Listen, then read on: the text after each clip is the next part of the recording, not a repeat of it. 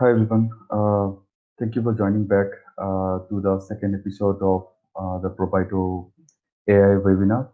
So I can actually see new faces as well. So for those who have actually missed the first session, the first episode, can check our YouTube channel now, where we have uh, posted our the latest the full webinar session of yesterday's session, which was on around the first look of the Provider AI platform, where we explained about the idea to value management and how Provider AI helps organizations to start with that. So you can check our YouTube channel and other social media platforms as well. However, at the end of this webinar, after the completing the entire 5 episodes, we'll definitely share all the sessions with all the uh, registered users, registered viewers. So we'll definitely share that. Anyways, today we are here, as like we discussed, today we are here to discuss about the data management piece and how Provider AI helps the team of data engineers who basically work in every organizations, and how we can actually help them manage all the data sources that people work on. So I'm Parvez. So I'll be taking care of the entire episodes and all the sessions related to the Provider AI webinar. So let's have a quick recap of what exactly we discussed. For those who have missed this, can be just quick view. So yesterday we started in the first episode we started talking about current stage of AI adoption across industries. And then we discussed about two of the most important things that were discussed and discussed by Gartner, and what are the those two pillars, like understanding the business and AI governance. And we also discussed about the challenges that the organizations are facing in the current scenario. So with that, we talked about our product, that is Provider AI, and how that can actually help the organizations to overcome these challenges across all various type of industries.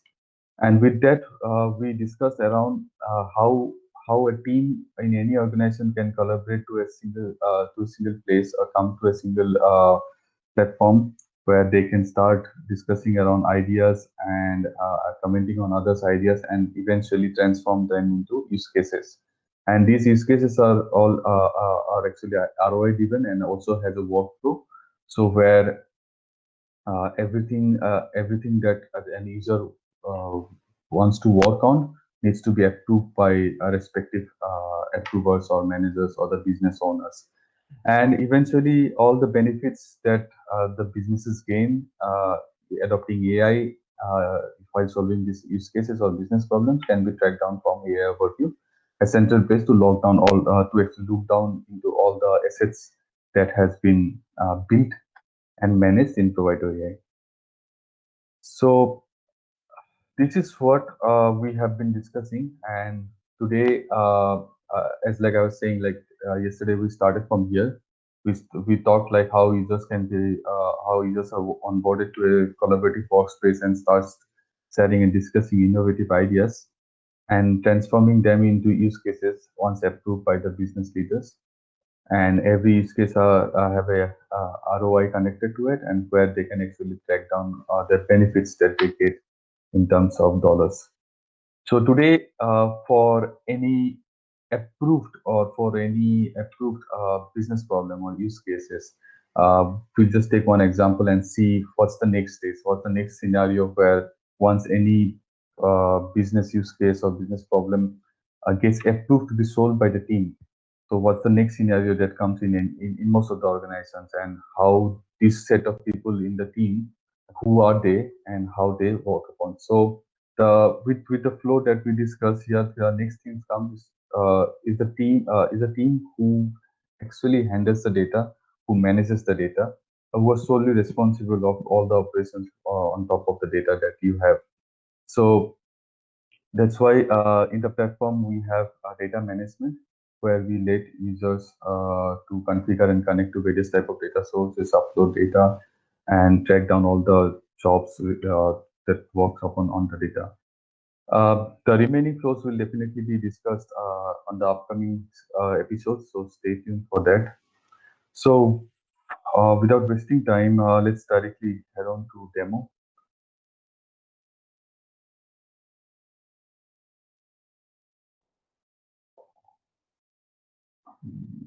Just a second. Yeah, okay, let me quickly log in with my ID.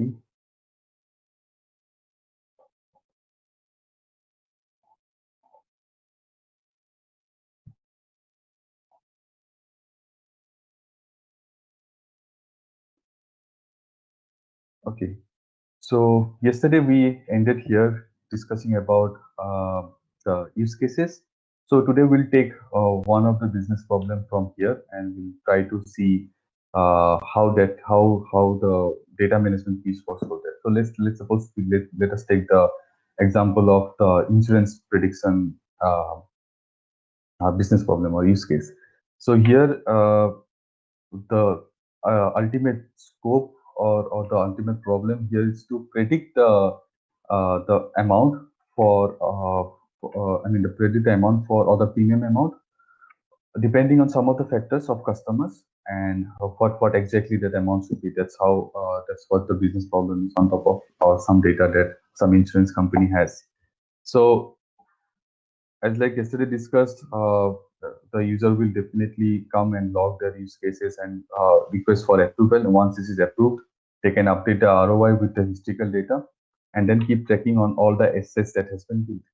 So the first asset that needs to be built is on connecting the data. So data management is where the data engineers kind of role in any organizations will have to work on. Here, they will have a place to connect to data sources.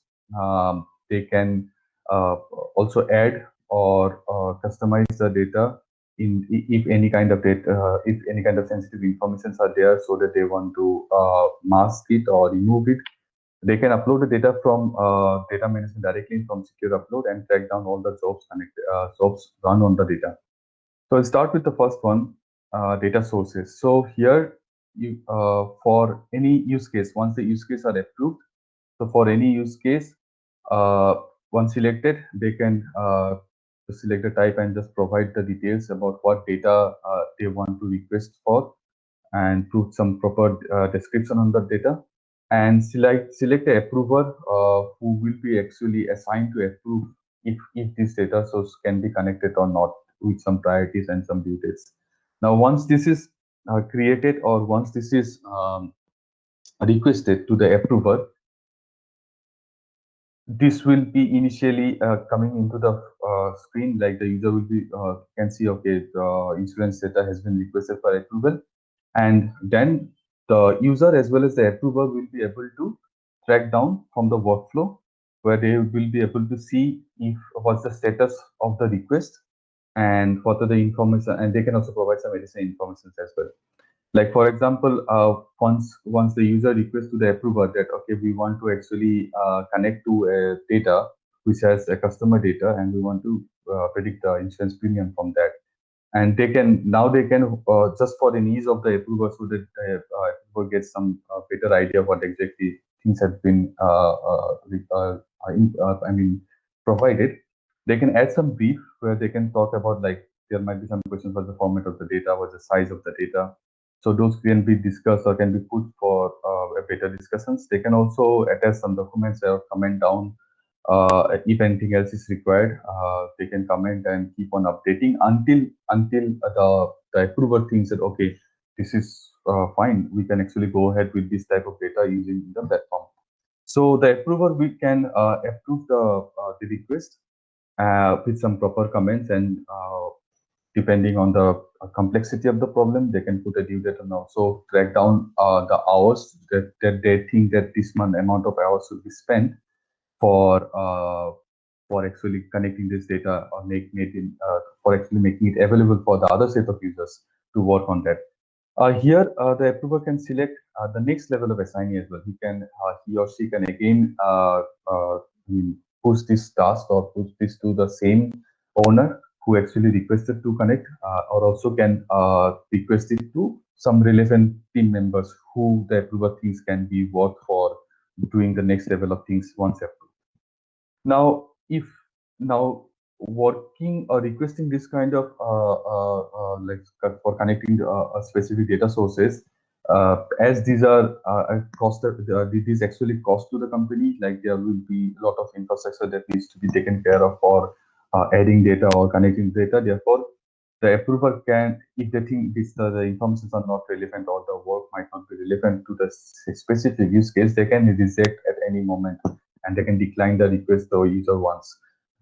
Along with that, if the approver who also thinks that this is something they don't have capacity in the within the organizations or within the team, that they can't, I mean, they have got a request that they want to connect data, and the data actually is supposed there is actually in BigQuery, and they think that okay, they don't have enough resources within the team who can actually build this or connect their data sources to the platform. They can always request to directly to Provider, which will eventually create a request ticket to the Provider support team, who will be directly available to help out and discuss in the support platform, and will be discussing around how Provider can actually help and build or actually uh, come up with a better solution to a given task.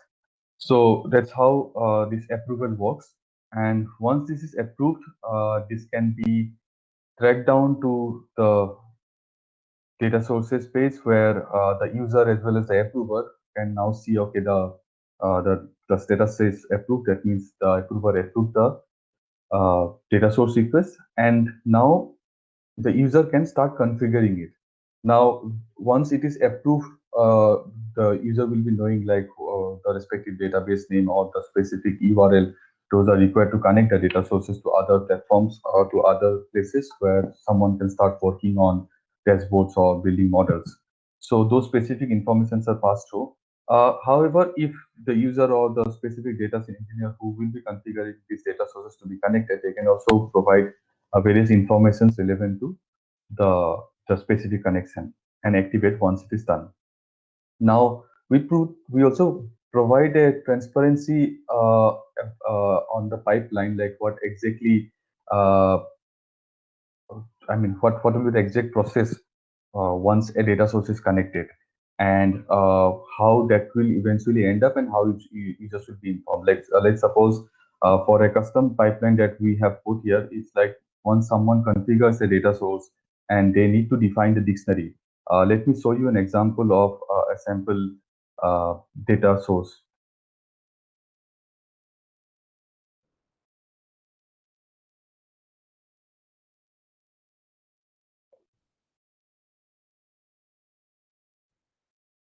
So in this case, so the insurance data looks like this. So it has a age column, it has a sex column, BMI, uh, children's smoker, yes or no, if the customer is a smoker, from which season it comes, and what's the premium amount, along with other phone numbers. So that's how a data looks like. So now the user, once they know this is the data set, this is the data set that will be uploaded to the specific data source, they need to create a dictionary using this data source, and where they can directly do it from the platform. And once they define the dictionary, this is how the dictionary looks like. They can uh, configure the entire data set. Like if you see, we have all these columns with some specific values, some categorical, some continuous values. So accordingly, you can define it from here, uh, filling up the form, and that's how you provide, like for age, it's a continuous variable and it's an integer type, and the range starts from 18 to 64. And similarly, there will be categorical values, like the sex is like there are male and female, or the region is like also like northeast, northwest. This kind of in this way you can define the dictionary. So once the dictionary is defined, then the user will be able to upload the same CSV that I've showed, and then there are scripts that will run on top of the CSV file. And depending on the quality of the data, the user will be updated with the status directly in the notification. If it's a failure, definitely a failure email will come as well as notification will also come. Otherwise, if it's success, the data will be directly updated to the data source, or as you can say the database, and it will be notified successfully to the user that okay, this data source has been pushed to the specific data source ID. Sorry, this data set has been pushed to the specific data source, and will be notified to the user directly. So once the data set is available, the user can go ahead with the further steps. Now that's why after creating a data source, after the approval, it's very important to configure as well as create the data dictionary. So once the dictionary is created, then only the next steps can be done. So moving to the next step, once the data dictionary has been created, we go towards the next feature, that is data anonymization. So as like in the very beginning, I said about what if your data has some of the sensitive information that or private data that you don't want to actually expose to your other team members who will be actually working. Let's suppose your data scientists or ML engineers who will be working, or any other team members. So if you think that okay, this information should be shared or should be exposed, let's suppose in our case, if you think that okay, phone number is something very private information of all the customers they provide while taking any kind of insurance. So you can always request for a specific data anonymization on top of your data, where you need to select your specific use case and the relevant data source. And once you do, you just provide the other information and again go through the workflow. Again go through the approval flow, where you will again select your approver, and the approver will then be notified into task pending. Similarly, like this, and then the approver will be commenting or discussing okay, if this task needs to be done, or if the anonymization makes sense sensible towards the specific data source. So here we have provided for a specific on top of the insurance data, we say that we want to mask the phone number. So if you see the phone number here, we want to mask the phone number with this xxx, this kind of pipe variables. It will be just masked. For any other columns, like suppose if you want to mask, let's suppose maybe reason. If you think that okay, reason is something should not be disclosed, you can always mask, or if you want to rename, you can rename it. You can also delete or encrypt or bin. So all the remaining techniques are also provided. So accordingly, you can configure it. And once this is configured, so this will be taken in consideration while uploading the data. So that's how these two things are very much relevant for after your data source is approved. So defining the dictionary, and as well as defining the anonymization techniques if that is required on any specific data.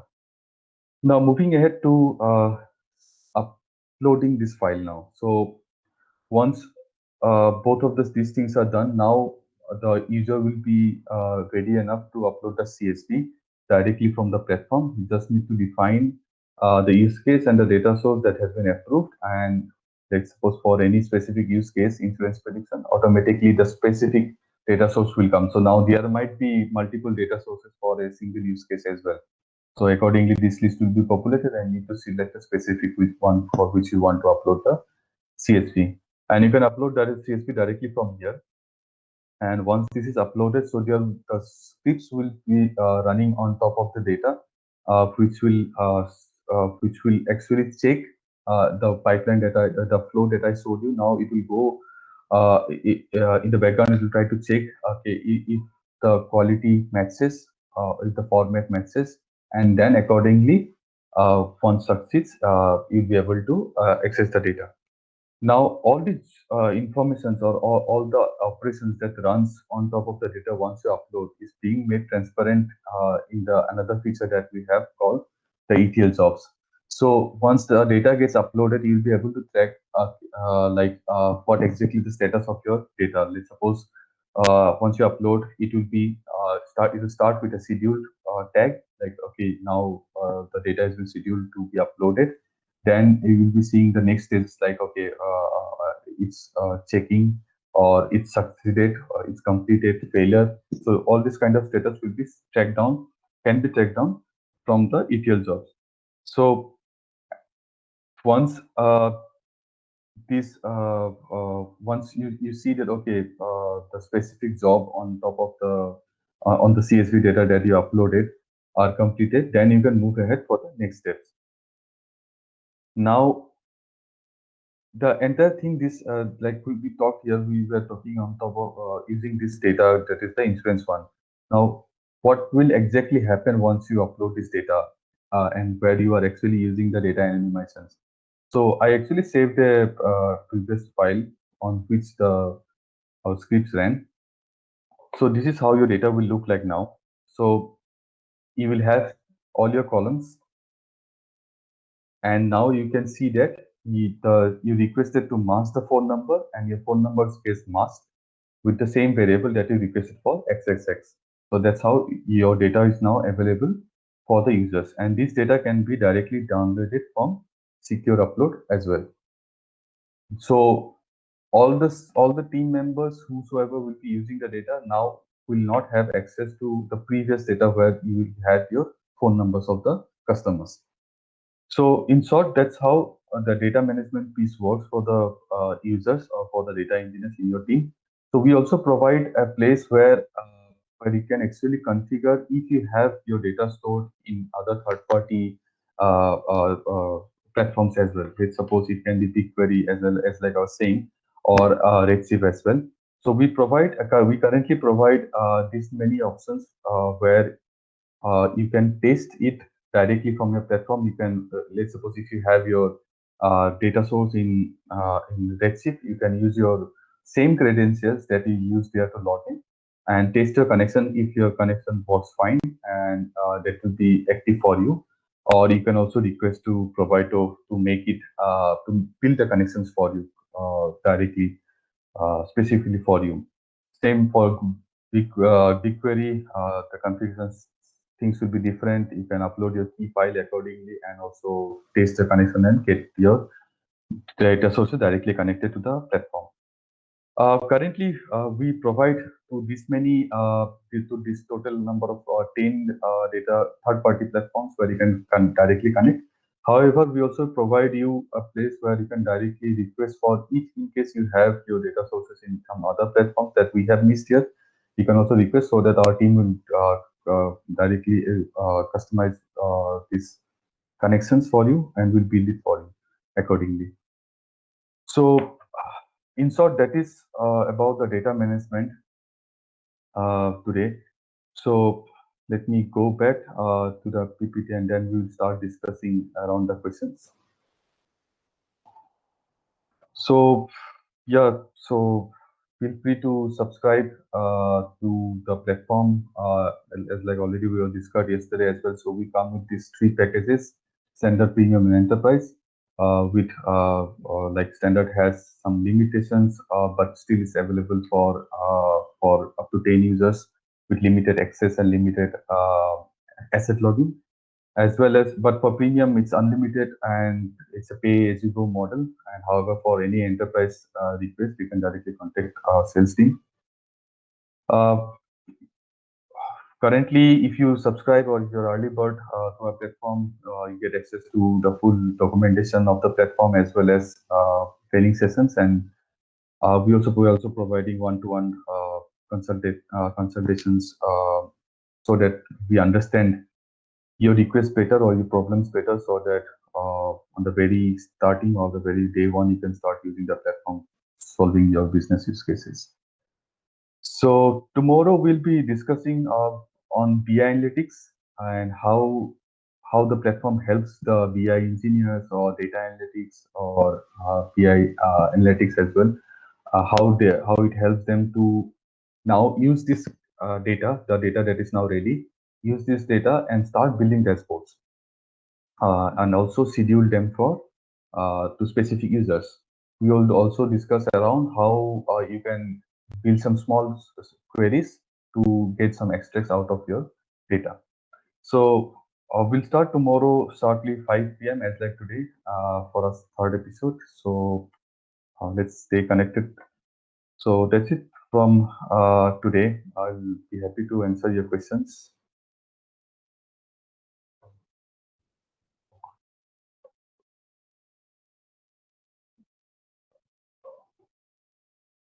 Okay, so I got one question like,